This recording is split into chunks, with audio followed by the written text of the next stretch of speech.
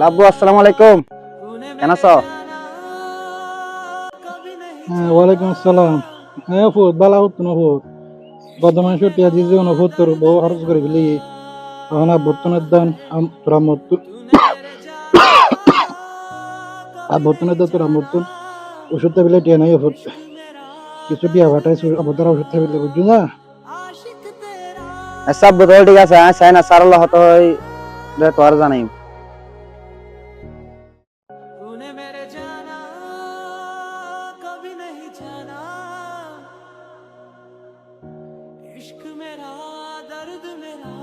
ও মুবারক ভাই, আপনার কোনো সমস্যা হয়েছে? দাঁড়াও আমি আসতেছি।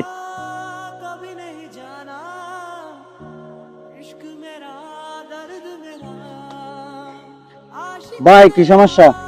আর ভাই আর বলেন না, ফ্যামিলির টেনশন, আব্বুর থেকে ওষুধ টাকা লাগবে, মাসের অর্ধেক শেষ হয়ে গেছে, আমাকে কে টাকা দিবে এখন? কোথায় পাবো আমি টাকা? ভাই টেনশন করিয়েন না, কোনো একটা ব্যবস্থা হয়ে যাবে, বসকে বলে দেখেন। বসকে আমাকে টাকা দিবে? কয়েকদিন আগে বস থেকে টাকা নিয়ে আমি দেশে পাঠাইছি, এখন বললে আমাকে গালাগালি করবে, কখনো টাকা দিবে না আমাকে বস। আচ্ছা ভাই টেনশন করিয়েন না, আসেন আমরা কাজ করি, বস দেখলে আমাদের সাথে চিল্লাচিল্লি করবে।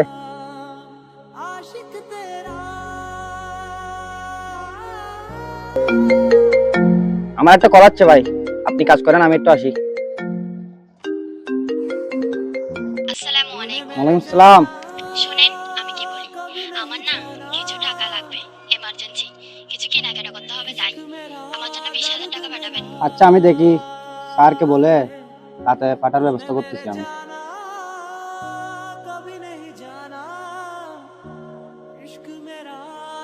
কিরে ভাই, আপনার আবার কি হয়েছে? আমার একটু খারাপ লাগতেছে, আপনি করেন না কাজ, আমি আসতেছি। তো সজীব, তোমাদের কাজের কি অবস্থা? কাজ কাম কেমন চলতেছে? হ্যাঁ ইনশাআল্লাহ কাজ ভালো চলতেছে। এই ছেলেটার কি হয়েছে যে কাজ করতেছে না কেন ছেলেটা? তোমার কি সমস্যা?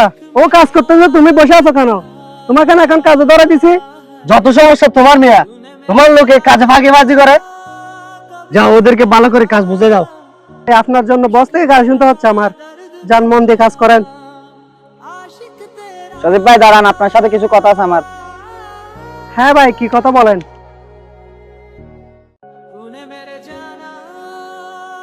বাসা থেকে কল দিয়েছিল ভাই, আব্বা নাকি অনেক অসুস্থ, আমার কিছু টাকা লাগতো।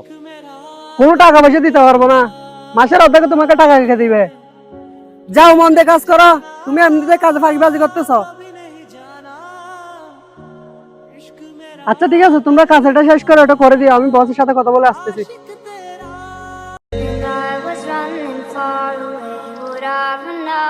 হ্যালো জান, কত টাকা? ও 1 লাখ টাকা। 1 লাখ টাকা আমি কালকে ছাড়তেছি। হ্যাঁ আচ্ছা ওকে ওকে। বস একটু করে দাঁড়ান, একটু সমস্যা হয়ে গেছে। আচ্ছা জান ঠিক আছে, আমি তোমাকে পরে কল ব্যাক করতেছি। হ্যাঁ টাকা আছে তো? কিরে কি সমস্যা তোর? কথা বলতেছিস দেখতেছ না, এখানে আসি চিল্লাচিল্লি করতেছস। বস একটা সমস্যা হয়ে গেছে, মোবারক খাওয়া দাওয়া করতেছে না, চলেন গিয়ে দেখি কি হয়েছে। আচ্ছা ঠিক আছে, আসো দেখে আসি।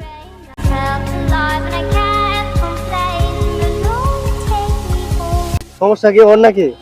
হ্যাঁ স্যার, ও খাওয়া দাওয়া করতেছে না, কি সমস্যা হয়েছে আমাকে বলছে, তারপরে আপনি জিজ্ঞেস করে দেখেন কি হয়েছে। কিরে মোবারক, তোমার কি সমস্যা? খাওয়া দাওয়া অফ করে দিছো কেন?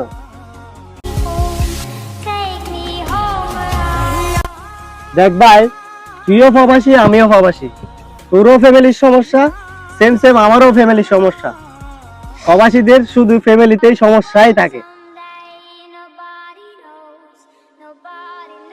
তাই বলে কি ফ্যামিলির সব দায়িত্ব কি আমাদের কাঁধের উপরে আসবে? আমরা প্রবাসীরাকে মানুষ না? না রে ভাই, আমরা প্রবাসী না তো, আমরা তো টাকার মেশিন। আমরা যতদিন ফ্যামিলিতে টাকা দিতে পারবো ততদিন ফ্যামিলি শান্তি। আসলে আমাকে কিছু টাকা ম্যানেজ করে দেন, আমি বাড়িতে কিছু টাকা পাঠাই।